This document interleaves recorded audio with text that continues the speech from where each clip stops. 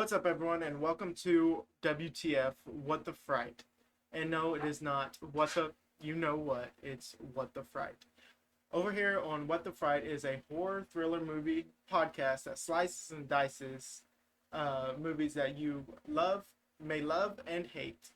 We cover everything from classic/horror thriller movies to the latest releases. We provide in-depth analysis, doing a full breakdown of the movies, basically scene by scene all the way to the end, including behind the scenes drama that may have occurred, if any, and production secrets that they may have used, and more. And then I am your host, Buddy, and this is my wife, Kayla. Say hi. Hi. And we are doing our first ever episode here on What the Fright on Joyride 2001. And yes, I have to say 2001 because there was a 2002 or 2003 movie that they made, and it's some comedy movie, I believe, and no one cares about it. Maybe there's a few people, but not me. And so this is what they call a B tier movie, or a B movie thriller, from what Wikipedia said. And what is that? It's more. You have to forgive me. I know absolutely nothing about movies, so this is going to be a learning as we go. And why don't we just give it a little quick look-see. B movie definition is a low-budget movie, especially formerly one made for use as a companion to the main attraction in a double feature. Really? I thought because Paul Walker was in it. Well, Paul Walker wasn't the biggest star. Let's see whenever Fast and Furious, the first one, came out, because that's when Paul Walker really started kind of blowing up, I feel like. And it is not. The first Fast and Furious did come out in 2001 as well as this movie. So it's kind of like a kickoff on how popular he became. Yes, the late great Paul Walker. And also, this also has we're going to do a quick rundown of the cast. Paul Walker plays one of our main characters, Lewis Thomas. Steve Vaughn, some people may know him from, I believe he voices Stuart Little. I could be wrong. Oh my god, that would. Yeah, he voices Stuart Little. I think he played the dad in Diary of a Wimpy Kid. He also is in one of my other favorite movies of all time, Daddy Daycare. He is the weird one in Daddy Daycare. He did so good in Daddy Daycare. He did do good in Daddy Daycare. Is that a picture of him with Jennifer Aniston? Yeah, they premiered at the 2008 movie Management. Wow. And then we have Lily Sobosky as our Steve Vaughn's name is Fuller. Him and Paul Walker are brothers in this movie. And then Lily is Venna. She is kind of like Paul Walker's girlfriend/friend. I don't know. I don't know what they got going on. Then we have Jessica Bowman as Charlotte. She's kind of like a secondary character, but she is important to a sense. And then there is an uncredited person, Matthew Kimbrough. He is credited as, after all the cast and crews in Spanish, as Clavo, meaning Nell. So I'm guessing he's the Spanish version of Rusty Nail, or the Spanish voice. And then we have Ted Levine as the voice of Rusty Nail, which is classic. This dude is played in a crap ton of movies and TV. Creepo. And some people may know him as Buffalo Bill in The Silence of the Lambs. Me personally, I know him as Big Bob from the 2006 Hills Have Eyes movie. Then we're gonna just run straight through these characters. We have Stuart Stone as Danny, Lewis's roommate. That's in our opening scene. Brian Lecker as Officer Kenny. No one cares about him because he doesn't even have a wiki. Jim Beaver as Sheriff Ritter. Hugh Dane as the man at the door. Jay Hernandez as a Marine. Ballas Wallace is a car salesman. Okay, Spasil. My bad. Well, you want to give him credit. Rachel Singer as a gas station manager. Stott Hughes. I'm not even going to attempt to say that name. As Mr. Jones. Mr. Jones. Luis Cortez as the night manager. this man is justified. Kenneth White as Ronald Elliott House, whatever. Walton Goggins is in a deleted scene, and then Anne Mall is an uncredited cable TV porn actress. Okay, and also give a big shout out, or I may just wait till we get there, but we're gonna give a big shout out to our boy Bobby from Supernatural. Yes. He is Good old Bobby Singer. he is one of the sheriffs in this, and he's and if you don't know who Bobby is, go watch Supernatural, and you can come back and talk. You just have to see it for yourself. Okay, so we're gonna get our movie started off, and at any time, if you want to interject and ask questions about something, Kayla, and or if I ask you a question about something, then we'll go from there.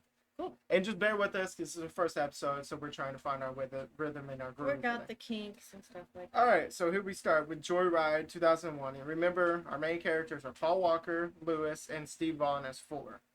So our movie starts out with Lewis and a girl talking on the phone, which we will find out is Venna. A just friends type of situation. College kids. And then Venna, Lewis finds out that broke up with her boyfriend because something happened and he was crying or whatever. Venna wants Lewis to pick her up so she can go home. Lewis has a check to get a car, which I think it was actually he was gonna fly home, and so he actually got that reimbursed to go get a car because he's all horned up. Lewis has a check to get a car. He's driving to Colorado to go pick up Venna. And he had a refundable plane ticket to get the car, and then he's driving and everything, and then he's like, I got a car, and then he's on the phone with, I believe, his sister, and she tells him that their brother is arrested again, a bit of a troublemaker, and then so he's checking out his map, and he hits a U-turn. And I don't think I would ever do this, but he hits a U-turn. I've done a U-turn before, but to go pick up his brother in Salt Lake City. And then he gets pulled over for a broken taillight. But he didn't know he had a broken taillight because he just basically told the cop that, sorry about that U-turn. And he's like, I'm also writing you a ticket for a broken taillight. So, yeah, he has to deal with that too. And his brother, when we first meet Fuller, it's a fucking wacko. Would you agree? I would. Yeah. Fuller's just a fucking idiot. He's immature, and is that his little brother? Is that supposed to be his little brother? No, it's his older brother. Wow. Lewis is the younger brother. And then, and then Fuller thanks his brother. They like lock eyes, see each other, and he's like, oh my god. He's like, what are you doing here, basically, type of thing. And his brother is making Lewis, and then they're in the car, they're driving down the road, everything, and then Lewis tells her about Venna and how they've been talking and everything, and so Fuller is basically making Lewis uncomfortable, talking about Venna and saying all these vulgar things. Weren't they like childhood friends? Yes, I think so, but I think Fuller used to make fun of her because I think she used to be, I hate saying that, but maybe ugly or something when she was younger or whatever. We all go through an ugly stage. And so Lewis drives off the road, basically. It looks like he's almost going to crash, and tells Fuller to basically F off. And to, like, don't talk about his car, don't talk about Venna, and, like, basically to just shut up and quit all this small talk bullcrap. Yeah, it's like the best way to, like, start up a reuniting, like, relationship, you know? Just start off with the shit talking and just keep on trucking from there. And then I had this wrote down, but this actually doesn't happen. I wrote down they stopped to get Lewis's taillight fixed, but that actually doesn't happen. Lewis, I think, is on the phone talking to Venna, actually, what happens. And letting her know that they'll be there to pick her up tomorrow because she had to pick up Fuller. And she's like, oh, you did your mom a big favor. And so Fuller gets a CB radio hooked up. Fucking Fuller. To the car, which, I mean, 2001, that's it's not pre-internet, but that honestly would be fun. He gets hooked up, and Lewis is like, dude, you put a hole in the car, which essentially he did. And so then they're driving down the road, and they're driving down the road, and Fuller starts using the CB under the code name Black Sheep, because everyone on the road when they use the CB, they all have handles as Black Sheep, and then he calls Lewis Mama's Boy. That's the name he gives Lewis. And then we hear like a little static here, whatever, and then we hear a creepy voice come over the CB saying basically talking about the storm and the rain clears everything away. And now Fuller. Wait, that was at the beginning of the movie too? Yes. Yes, Rusty, spoilers. Rusty was always next to them because what they say in the movie is like a CB has about maybe a 5-mile radius. And that could be wrong. I could be wrong, but that's what they said in the movie. That is fucking So Rusty was always there with them. And so Black Sheep, aka Fuller, wants Lewis to basically prank this guy. Fuller wants him to do a girl's voice, saying his name is Candy Cane. Let's back up. Why does he want him to prank this guy? Because he thinks it'd be funny. Because. Oh wait, that's the part before they get to the motel. Because Fuller thinks it'd be funny to prank him, because basically his explanation is like these truckers are all horned up and everything for a woman to come over to CB radio.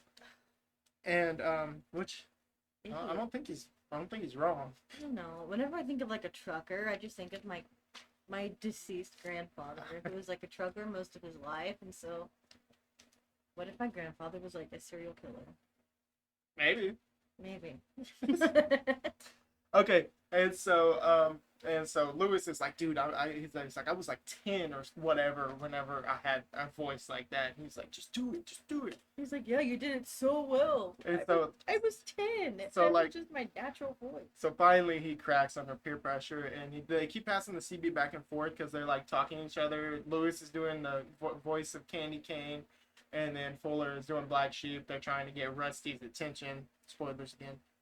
Fuller wants to prank Rusty by getting him hot and bothered. Then say he's a dude. That's what Fuller wants Lewis to do. Rusty is interested at this point because, Paul Walker might have had a cute little Candy Cane voice. Little sugar spice girl. Lewis is fucking with Rusty bad right now, saying all these things and everything, and the CB channel goes static, and so Lewis is like, dude, that was mean. He's like, why would we do that? And so if it goes static, then that means that Rusty just lost his. I think they just lost connection. That's so creepy. I can't get my mind and then off the fact that he was that close to them from the very beginning. That just have to be a really shitty coincidence. As I said, we could be wrong about the CB thing, but that's what Fuller says in the movie. So then they stop off at a motel for the night. Fuller is driving at this point. Fuller parks in a handicap spot, and Lewis is like, dude, you can't park in a handicap spot. He's like, dude, I'm not gonna.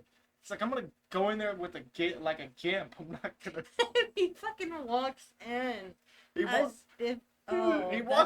It's fucked up, but it's funny at the same time. He walks in like he's got a gimp and a fucked up foot. And he runs into the dude's car and everything. And then when he gets inside, he's fine.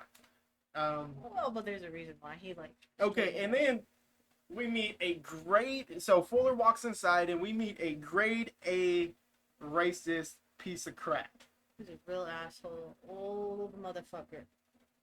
Fuller walks into a racist piece of crap, complaining about towels, because apparently they keep knocking on his door about towels. And then I had put a racist a-hole next to that. And then Rusty is back on the CB while Lewis is in the car asking for Candy Cane. And then Fuller's like, yeah, I just need a room or whatever. And then the racist dude's like, he's like, don't test me or whatever. He's like, I'm gonna have a long talk with your manager, the white one. I was just like, wow, it's terrible. And then he shoulder checks Fuller on the way out, and then gets in his car. He calls the poor man behind the desk a fucking brown boy. And I'm like, well, you're going to hell, whether that's your character or not. You're just going straight to fucking hell. Maybe he's a genuine human being. You We don't know, know. still, that's a good way to get my foot shoved up your ass. Okay, and then so Fuller gets back. They get a room number 18. They Fuller gets back in the car and he's like, "Hey, Lewis, like, hey, look, dude, he's back on." And Fuller is laughing at this point, and Fuller tells Lewis to get Rusty to meet him at the Lone Star Motel, room number 17. Lewis tells him to bring a bottle of pink champagne, and so. But why does he get there? Why does what? Why does Fuller want Lewis to tell him It's to meet because at the hotel? It's good, yeah. And since they're still trying to prank him, and then also Fuller is pissed at the racist dude right. that So shoulder checked him. essentially, yeah. So essentially, to make it a little bit more clear for our viewers, essentially, Fuller wanted to get revenge on the asshole who was just being a racist piece of shit, and convinced Lewis to prank Rusty Nail to come meet them at the room or at the hotel. Motel. It's motel. Oh, motel? Yeah, it's a motel. Motel. It's room number 17. Yeah. To meet them at the motel at the room next to theirs. And so 17. And Lewis is like, why would you do that? And he's like, dude, we're room number 18. And yeah, so essentially Fuller just wanted to get revenge. And, I mean, rightfully so. I think, you know, I might find something like that a little bit funny, but, you know, I mean, what happens after that? I don't know. I mean, but like, You're sick. how am I sick? You're sick, you. How am I? It was a piece of shit. I don't know. You get what you get. Maybe they should have just ran him over with his car. You know, that might have just been better. I'm a good firm believer on karma. All right, and so they're lounging in their room, they're lounging in the bed, watching TV and everything, and they're small talk again. And then Lewis hears like a rig, sound like a rig pull up, kind of like parking everything. And then Lewis tells Fuller to turn off the TV, and they do. And he's, oh, it's Rusty. And then Lewis notices the sound turns off, TV. They turn off the TV, and then they see a shadow, or they see like a shadow walk by, but they also see like a man, you don't really see anything, walk by. Right. Walk by him. And then they hear a knock. They hear a knock at the door next to them, room number 17. And the guy knocks, and Fuller is laughing his ass off right now. He thinks it's funny as hell.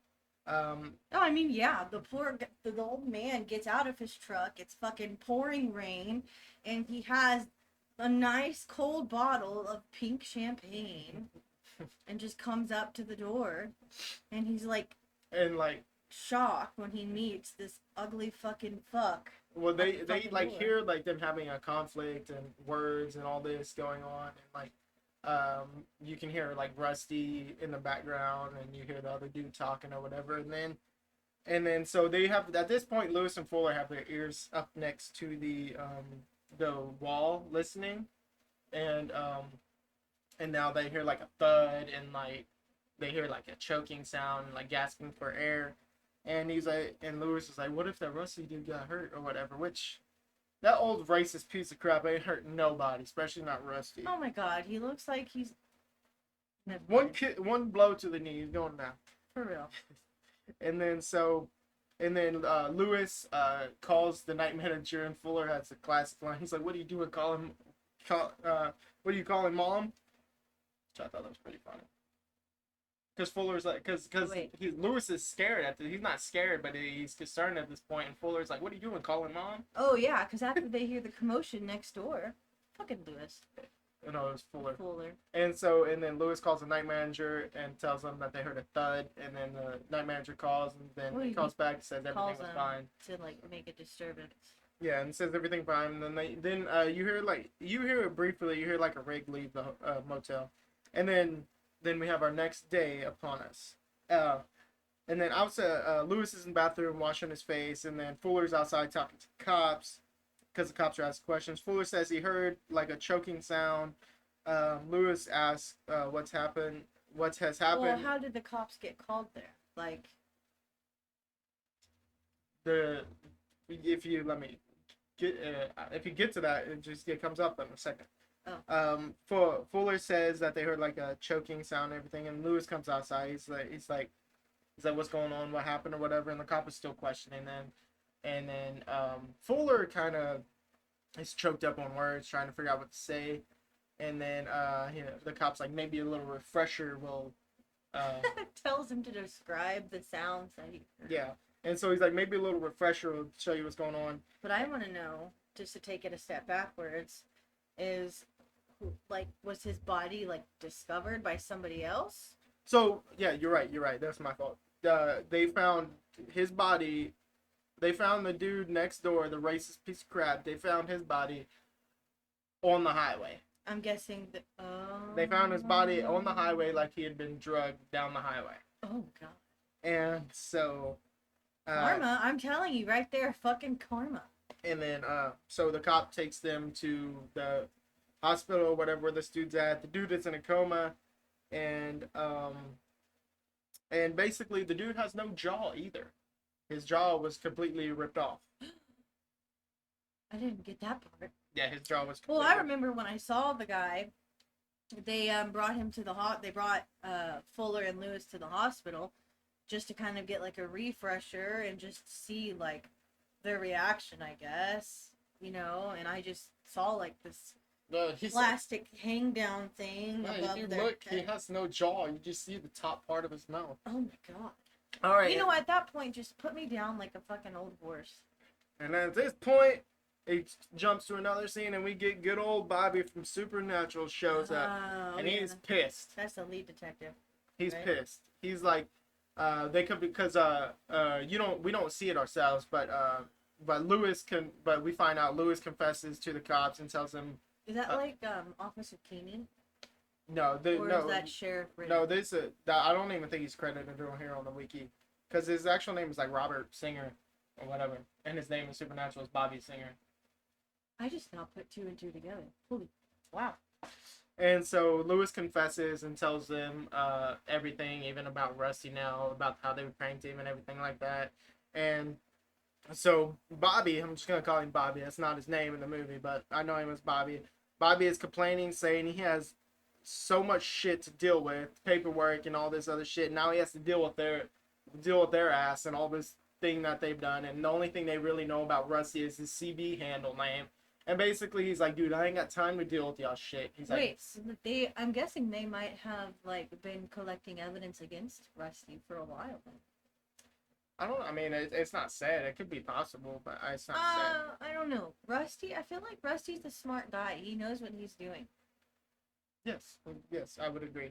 And so basically, the cop is like, get the hell out of my state. He's like, I want you out of here. And so basically, they get a free pass. They could have went to jail easily. Especially for Fuller. And then Lewis is upset about everything that happened, rightfully so. I mean, essentially, even though you pranked him or whatever, you got a man killed. And then they're on the road again. Rusty is asking for candy cane again. Fuller answers his black sheep, and he's like asking him what his problem is. Okay, let me ask you this. At this point, wouldn't you just throw the whole thing away and just be done with it? Well, I mean, essentially that's what happens a little later. Okay, but put yourself... okay, think, okay. Like, realistically, if this, okay. I would never touch one of those things again. I mean, true, but you gotta think, maybe, like, if I was younger and dumber, like I was, I don't know if I would say it'd be me and my brother, but me and my cousin, I could definitely see us doing some stupid shit like this. Even if you got somebody killed? Well, they're upset about it after. I'm talking about before, and, like, I could definitely see me and my cousin being the dumbasses to do that, but... Yeah, but they didn't get rid... What is it called? The CB? The what? The CB? They didn't get rid of it? Yeah, the CB. They didn't get rid of it after... I mean, yeah, they should. And the cops should have taken it away. And I feel like the cops are fucking stupid on that part, because I think it's technically illegal to have that. A CB radio? Yeah. Because you can, whenever you're on the road, you No, can. it's not illegal. Yeah, it is. My dad had a CB. Technical difficulty right there. But no, it's not illegal to have a CB radio. I I mean, thought it was. I don't think it Well, is. I mean, because like on a CB radio, you can look and see like where cops are located, and I like, think that's a police scanner. Oh well, no. Essentially, you're right. I mean, maybe is a CB radio illegal? I think I spelled that wrong. No, it's not. No. Yes, it is legal to operate a CB Oh, radio as long as you yeah. follow the The guidelines, the FCC FCC guidelines. You might be thinking. Yeah. Oh.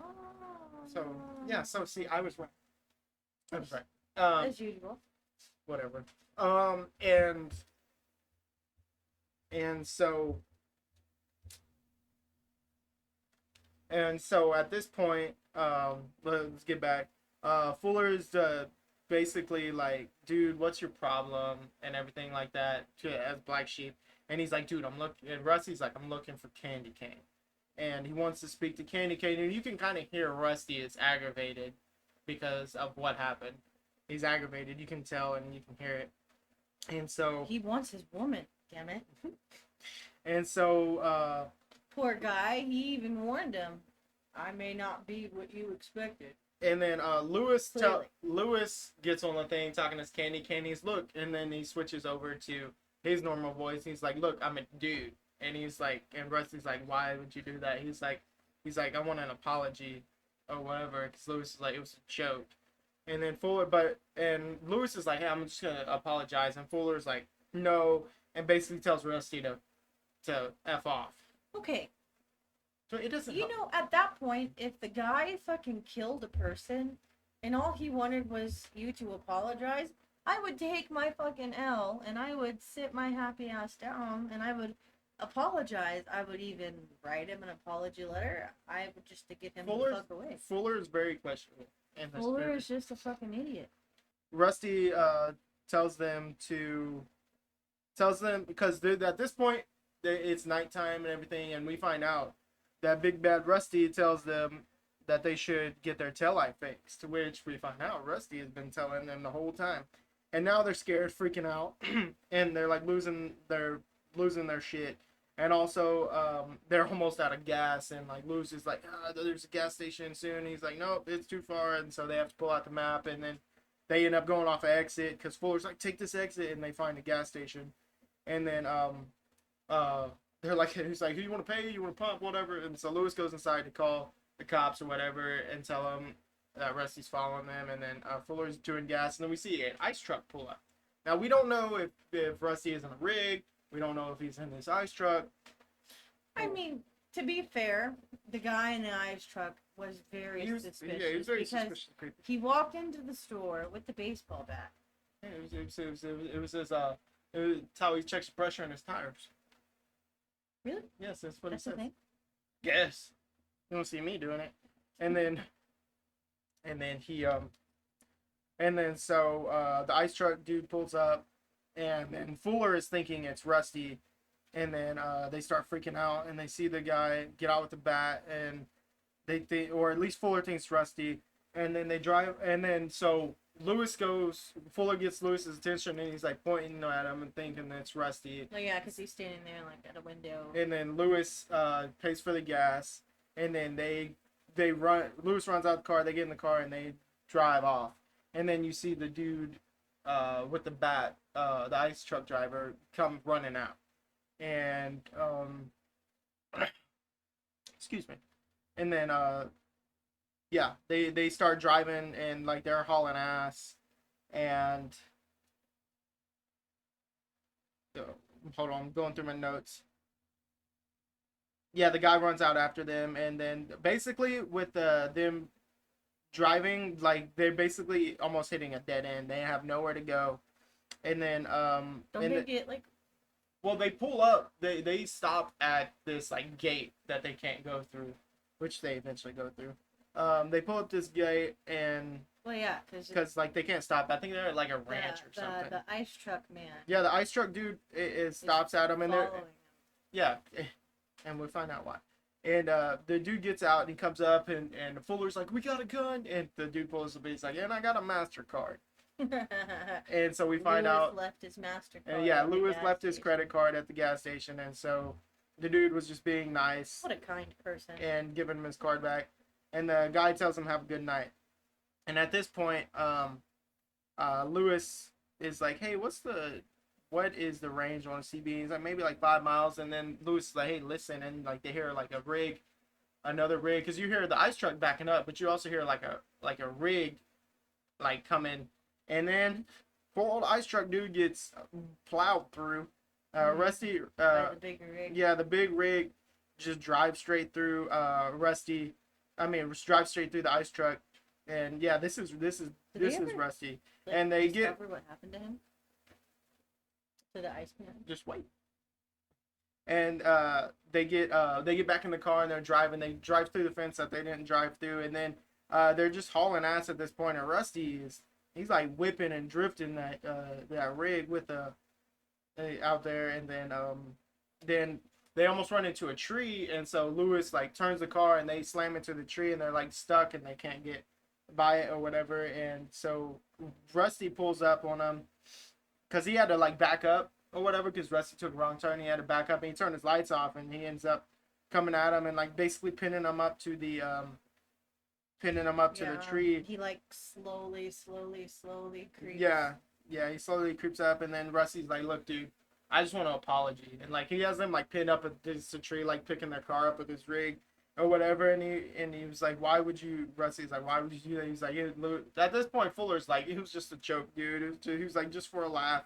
And then Rusty's like, what? I was just doing it for a laugh too, man.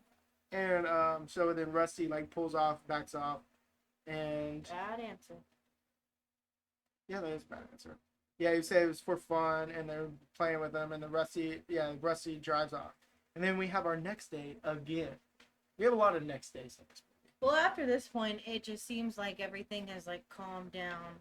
Yeah, in a sense. And then next day they're getting their taillight fixed or whatever.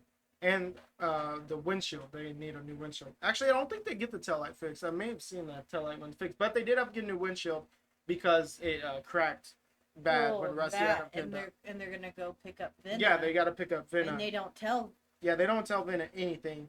And then at this point, what you were talking about why wouldn't you just throw out the CB? Fuller is looking at the CB when they're back on the road, and he unscrews it and throws it out the thing. And yeah, at the last minute. Should have done that in the very beginning, if you ask me. And then at this point, they meet to pick up Vinna, and Fuller, grade A piece of, I mean, he's not a piece of crap, but he sees Vinna and he's like, dude, she's hot, in front of his brother. And then Lewis is like, dude, what the hell? And then Vinna's friend Charlotte pulls up, basically just telling him, like, hey, I love you, I'll see you later, because it's summer break or whatever, because they're college kids. And then Vinna is glad to be picked up. She tells him or whatever, tells Lewis that she's glad to pick her up and everything. And because they're stopped at a gas station or whatever, and Vinna was driving, and the boys were both sleeping. Out. Yeah, and so after all the trauma that they have endured. And then she was like, yeah, I just appreciate you and everything. And then they're about to kiss, and then Fuller comes from the back seat and he's like, this is the part where you're supposed to kiss her and make a move. And then so basically it's awkward, and so that doesn't happen anymore. And then they stop off to a motel or whatever to get a room for the night, and then they head to a bar. And they're doing shots and drinks and everything. Probably one of my favorite scenes with Fuller. They're doing shots and they're drinking and everything, and Lewis goes to the bathroom, and then Vinna goes to get more shots, and Fuller is at the what is it, the jukebox? Yeah, he's at the jukebox picking out music. And then there's another grade A piece of crap. Him and his buddies. He's like with a whole group. Yeah, they're asking. He's hitting on Vinna and everything, asking her if all these things or whatever. Basically asked her. And she's like, "I'll be whatever you want. You can call me whatever you want," because she just doesn't want confrontation or talk to him. Her Peach. You like peaches? Yeah, didn't creep. And then at this point, he calls her B word. I'm not gonna say the word, but he calls her B word. And Lewis pulls up or whatever, and he's like, "Is this your B word?" And he's like, And he's like, what? Excuse me? Yeah, Lewis is fixing to get ready to throw down And with he a was gonna big get group of guys. he was getting ready to throw down with this one dude. Then you see two other dudes come up behind him. I'm like, Lewis would have probably gotten his ass whooped. like how big of a wuss do you have to be that?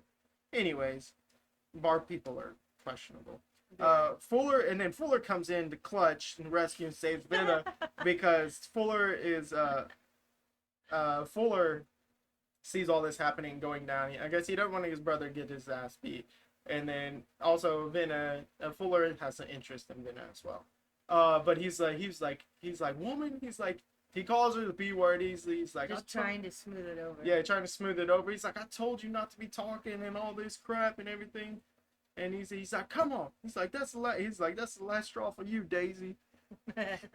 And then and so yeah, Fuller's very interested in Venna. They're walking back to her room or whatever, and they all split off or whatever. Venna's like, all right, I'm returning for the night, and then Lewis and Fuller go to their room, and then Lewis ends up passing out, and Fuller is like, yeah, so is there anything between you and Venna? Okay, that is just I don't. That's a grade A butt munch right there. Yeah, okay?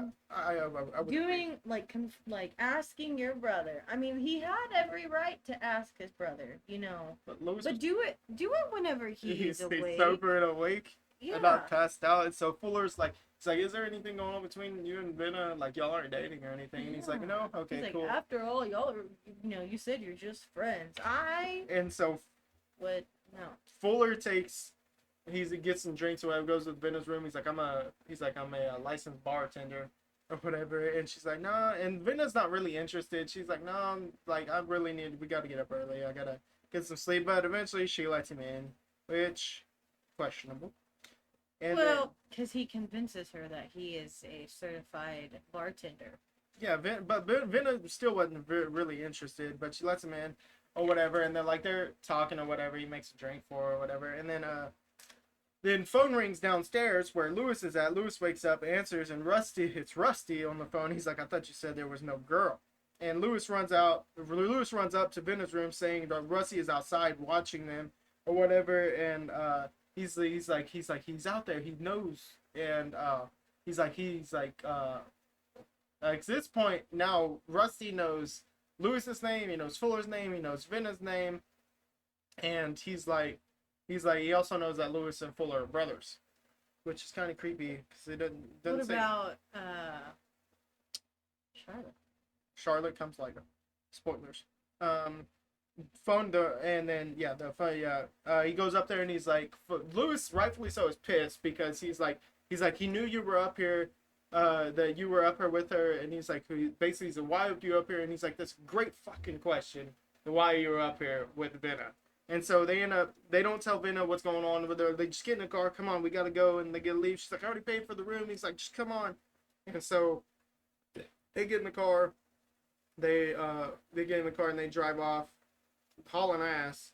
And then Fuller's driving. They pass a bunch of station or roadsides and everything. And basically, I'm guessing Rusty was planning for them to go that way because he is spray painted on each sign telling them to look in the trunk. And Lewis is at the end for Lewis to look in the trunk. And then... Well, I missed that part. And Rusty painted on road signs to look in the trunk. Yeah, so, maybe... Well, what was in the trunk? Get there. And then they get out of the truck, or the car, and they check the trunk, whatever, and then Lewis is like, dude, what if there's a body in there? He's like, I'm not going to open it. And then I think Venna is the one that opens it. Big girl, Venna's got the balls here. and then, I could be wrong, but I think Venna is the one who opens it. And they open it, and it's the CB radio. And... Oh, Lord have mercy. And so Fuller's like, we'll just hook it up, and we'll just listen. And we don't talk. We'll listen to whatever he says, or whatever. And then Rusty knows all of their names and tells them how you can make... Tells them to go to this like a rig gas station or whatever to stop off there or whatever because we hear Charlotte in the background.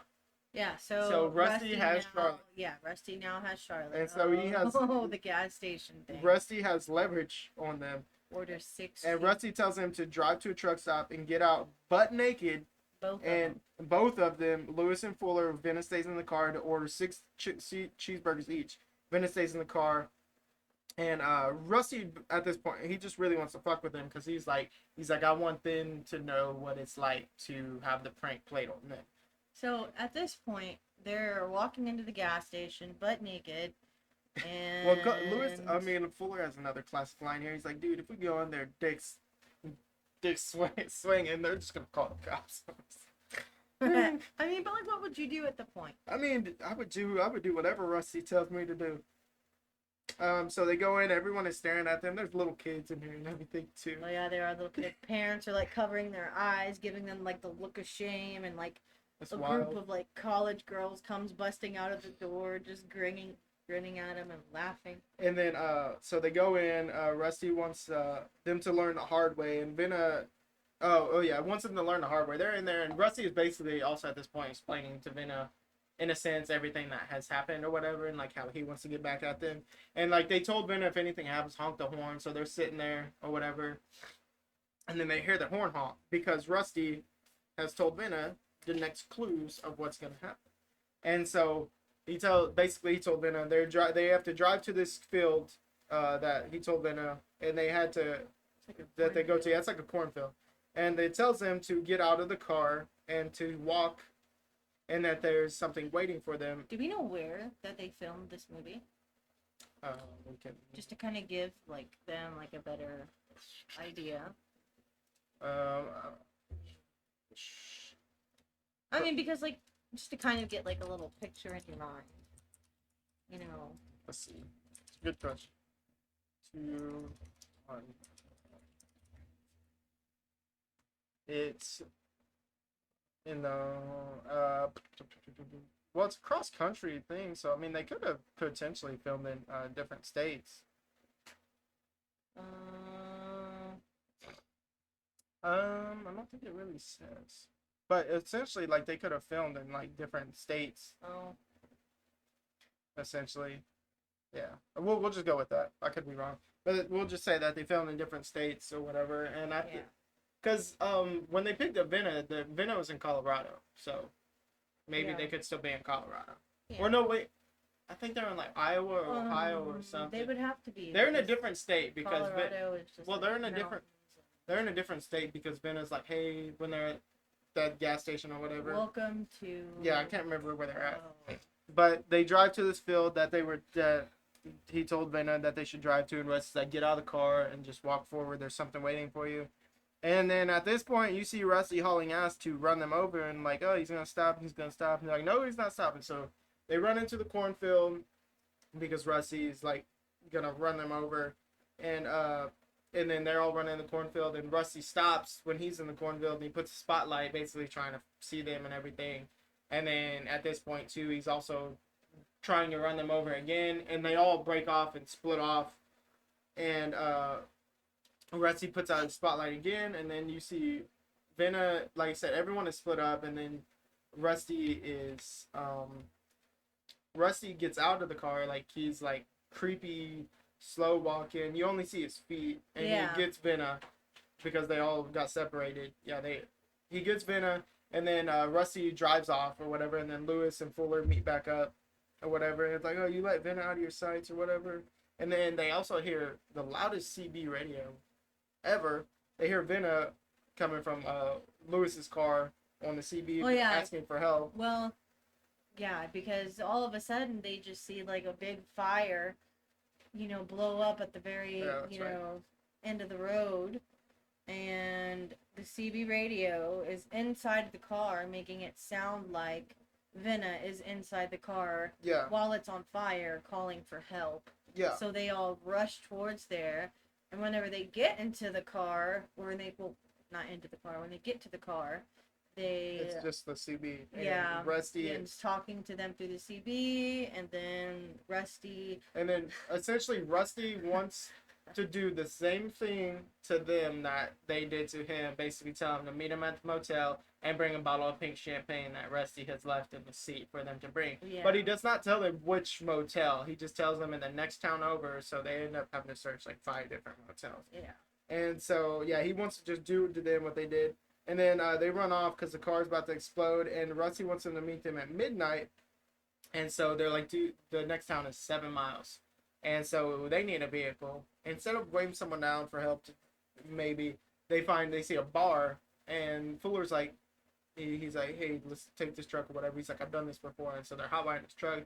Dude comes out. Well, they played it off so good. At first, I thought the guy was like yanking their chain. Like, the guy was like walking out of the bar, seeing the two brothers hotwire the truck, and I thought it was the guy's truck at first, and like the guy was just trying to like say, hey, you know, you might want to do it this way. The truck might start up this way. Like, it just seemed like he knew the truck very well, so I just kind of like assumed that it was that guy's truck. Right.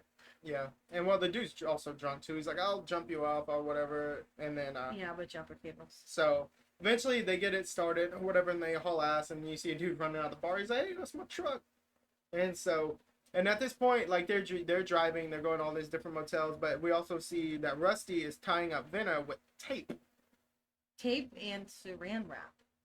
No, I think it's just tape. Really? I thought it was saran. It could have been saran wrap too, but I feel like it was just tape. But he's tying her up to a chair where she can't move or talk. And he's also got a shotgun in her face that he has made the tape. Yeah, I think it's tape. He has made the tape tied around the trigger onto the door. So if the door breaks open, it will basically blow Venna's head off.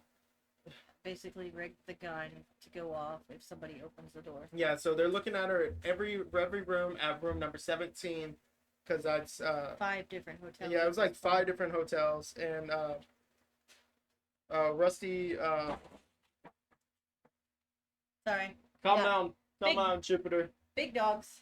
And then so at this point too, while they're still looking and searching for Venna, Rusty calls the cops saying he would like to report some dead bodies.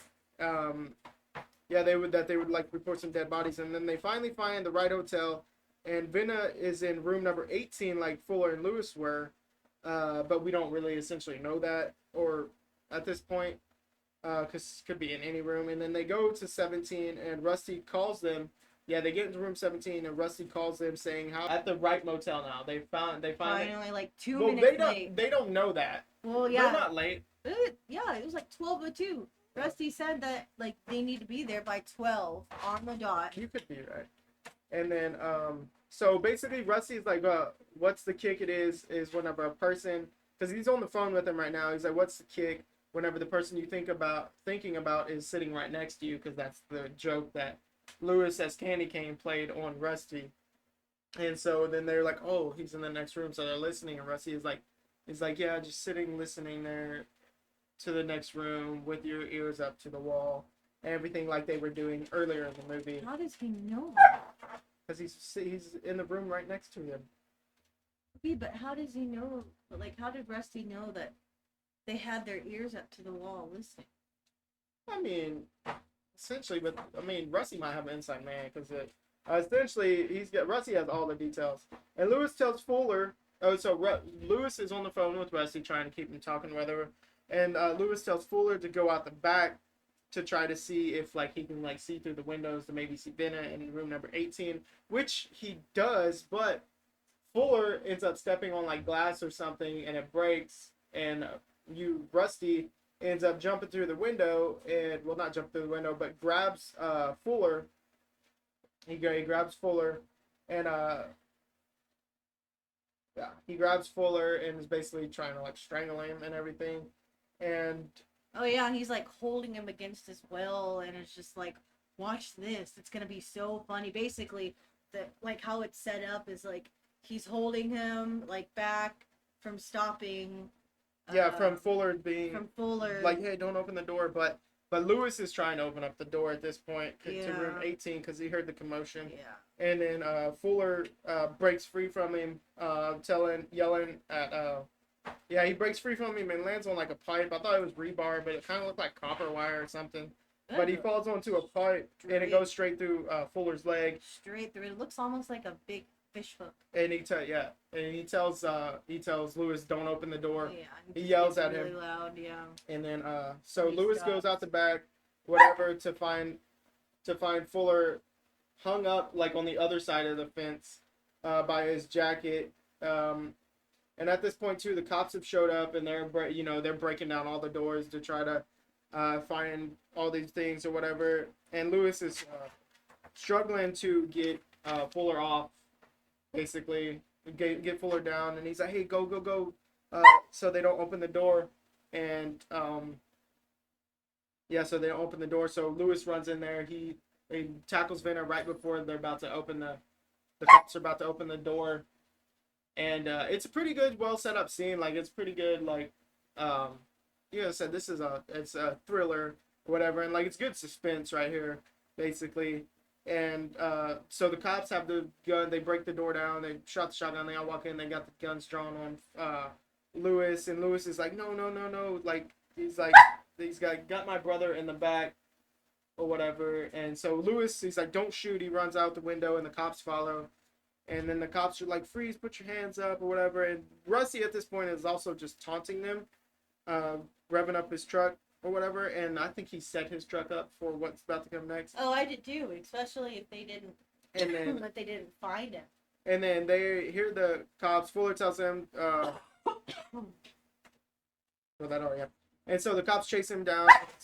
And then Fuller and Lewis are like, hey, shoot the truck. And so they all start shooting the truck and everything. And then Lewis is able to free Fuller like right at the last second. Free Fuller right at the last second, right before the rig like slams into the hotel and crashes. Because essentially the person that was driving got shot. Right. But I think that person was already dead because we find out here in a second. But because it's not Rusty, we find out. And also Charlotte is safe and sound in the seat or whatever. And so they take her. And then Lewis and Fuller ask if they found out who the trucker was. And it was like, it's just some ice dude from like Colorado or whatever. Drove for some ice company. So it was it's almost like he set that up on purpose and like jumped out of the rig as it was going down like the straight and narrow to crash into the hotel. Yeah, and then like took off somewhere. Yeah. Which he was a big man. How far do you think he could have gotten? Like, I don't know. It's Rusty, bro. So Rusty basically survives and get away, and then Lewis, Venna, and Fuller are all sitting like in the ambulance, and then they hear CB open up or whatever, and it's Rusty asking about the storm is coming, and he's looking forward to the storm because it keeps everyone inside and washes everything away, and movie ends. So what did you think about the movie? I mean, it's kind of like a life lesson, right? Yeah, like Jigsaw. Stupid gets what stupid does. Oh, Jigsaw's a whole different story. But I mean, essentially, it's like don't mess with this person, like. Right.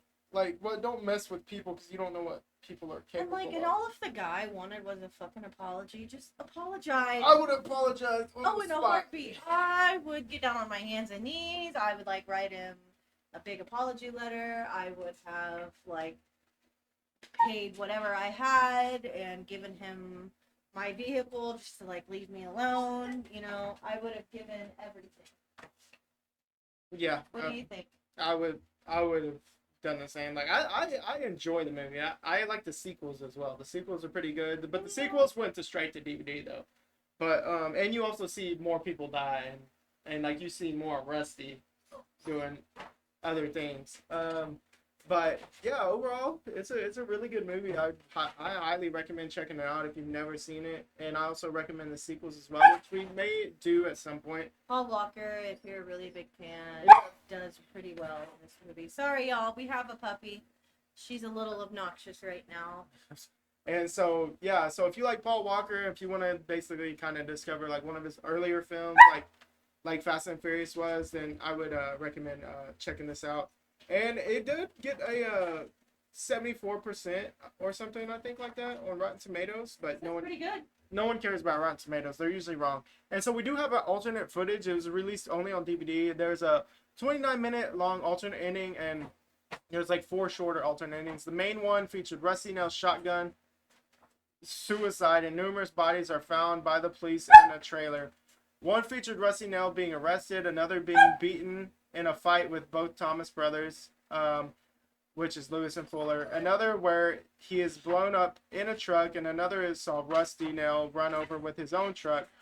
The end featured an actual theatrical cut of the film, is the only ending that Rusty Nelson lives, and there are also numerous deleted scenes. So basically, they went with the ending to where like if Rusty's alive, then like we can like make more movies, basically, like most people do when they make movies nowadays. I think it would be like, I don't know, that they would have to rewrite like a whole nother spin-off because Paul Walker is No, not it's not even because he's a truck driver. He can just do fuck with anybody on the road.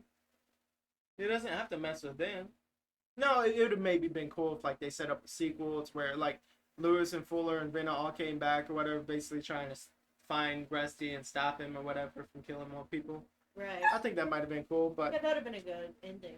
but we do have two sequels: Joyride 2, Dead Ahead, that came out in 2008, and Joyride 3, Roadkill, which came out in 2014. So on a scale from, most people use 5, but we're gonna use 10. On a scale from 1 to 10, what would you rate this movie? Probably at a solid 7. It was okay, 7? yeah. Because of Paul Walker and the other guy. Yeah, I would, You know, it was okay. It wasn't my favorite, but it was okay. yeah, I'd give it. I'd probably give it a 7, maybe 8, just because I do enjoy it. But yeah, you're pretty right with the 7. But so that's gonna be it for this week. And next week you can join us. We do not know what movie we're doing yet, but you can follow us on TikTok at What the Fright, Twitter at what_the_fright, or there's Facebook page of WTF space what all caps and then the fright. You can find us there. Also, we are currently working on a website or whatever, but it's still a work in progress. And we hope that y'all all enjoyed. And we will be right back. Bye, guys. Thank you for listening. Thank you.